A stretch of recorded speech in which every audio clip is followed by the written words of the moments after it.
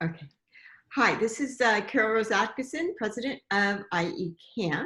I'm here with Maelisa Hall, and we are getting ready to do a training at CAMFT in San Bernardino. And this subject matter, I love it. It's law and ethics, and it's documentation in the digital age. I mean, to me, that is like a new subject. I love this concept. So could you introduce yourself and kind of tell us a little bit about this? I'm really excited.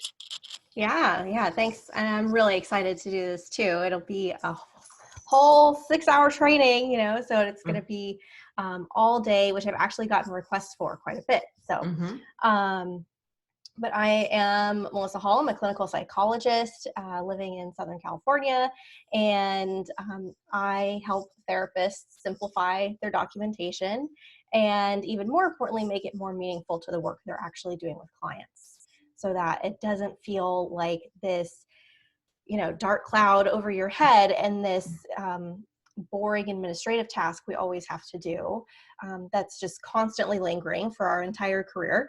And instead, kind of how can we intertwine it with the clinical work we're doing and make it feel more meaningful to what we're doing? And then it actually helps us become better therapists in the process. Well, but also, that is burnout, right? Documentation is burnout. And I'm a clinical supervisor, and I have, a lot of people that I supervise, and I'm always saying that's the thing that'll tank you. So if we can find more effective ways, I have a system that I was looking at your website, and I'm like, yeah, I've got templates for this. So I've always been making things as simple as possible. And so that is the thing that a lot of people leave the industry for, I think. Yeah, I mean, it's really sad, but I hear it a lot from, obviously, people are reaching out to me because they want help with their paperwork. So it's a little biased sample, but so many people tell me, about the fact that they thought they might have to even have a new career, or that they've been fired from positions, or that they feel like they can't, or even people who did well when they were in an agency setting, when they had someone kind of looming over them, constantly reminding them or telling them when something was due.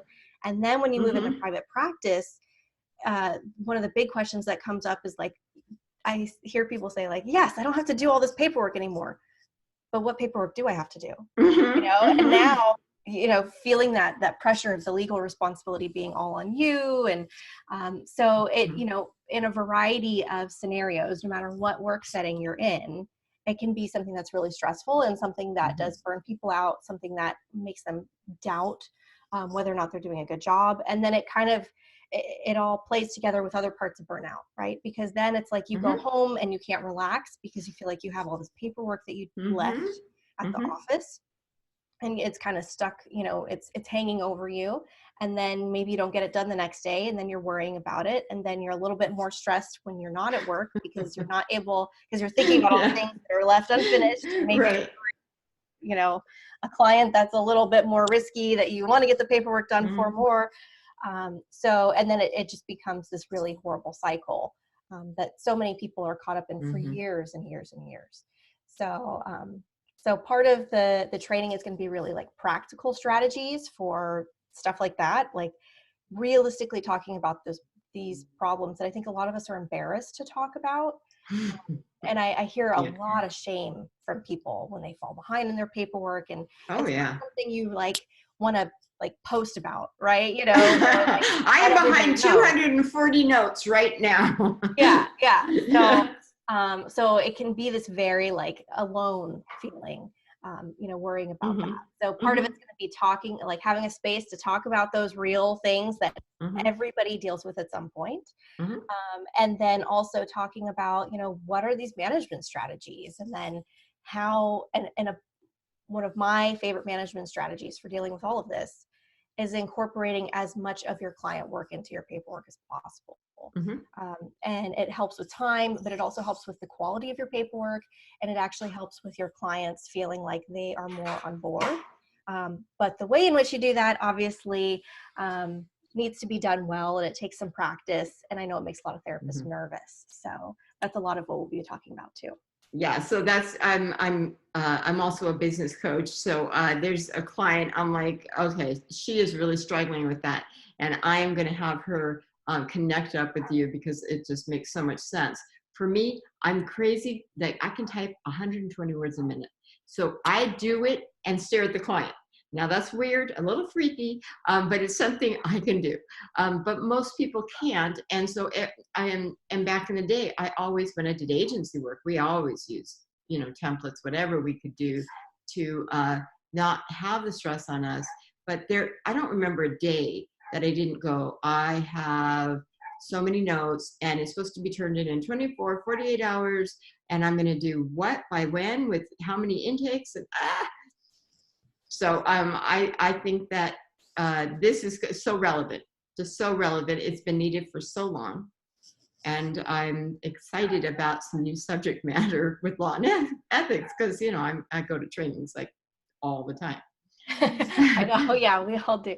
Yeah, and so we'll like have some different scenarios to play out because those are always fun, and that's really the thing with the difference between, like, one of the big differences between law and ethics, right? Is that ideally different people will have different answers, and they might both be right or they might Mhm, both be not so great, like, mhm, but it's really helpful to have a place where you actually have other colleagues that are all there, and it's like, yeah, let's put this out there, let's see what people think about it, and then you kind of get a sense for how your colleagues are thinking about these things, mhm, and what are current trends, and a lot of times, you know some of the people who need these trainings more than anyone are the more seasoned clinicians. yes, yes, yes, So, yes. definitely don't think like this has to be for new people or anything, Mhm, because a lot of times I'll find seasoned clinicians, people who have been practicing for 25 years.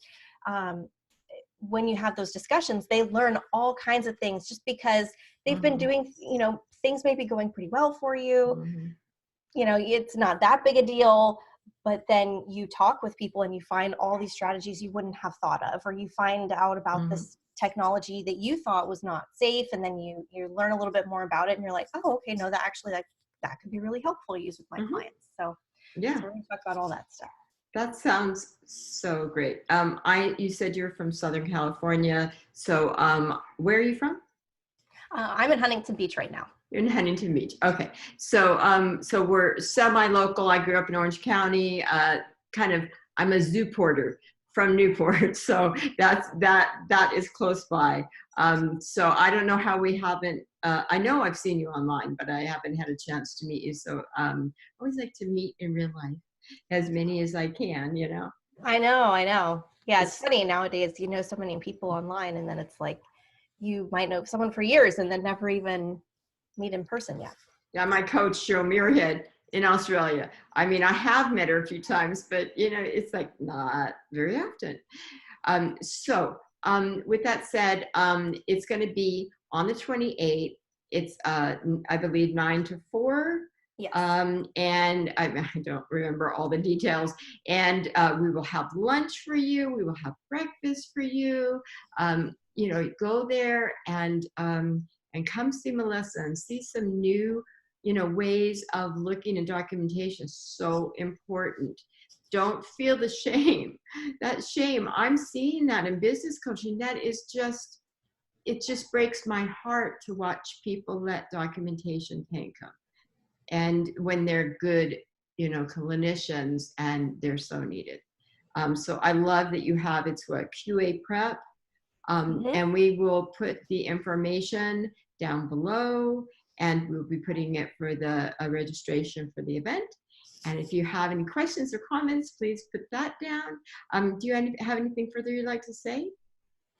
I'd say just come with an open mind. You never know what it is that you'll learn, but come ready to bring some scenarios, um, and yeah. And if you can't attend, I have tons of free resources on my website at qaprep.com. So if you are worried about any of this stuff, even if you can't make it to the training, at least check that out, because you will absolutely find something there.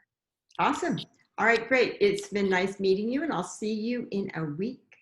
Yes. Okay, we'll see you then. All Thanks. right, bye-bye.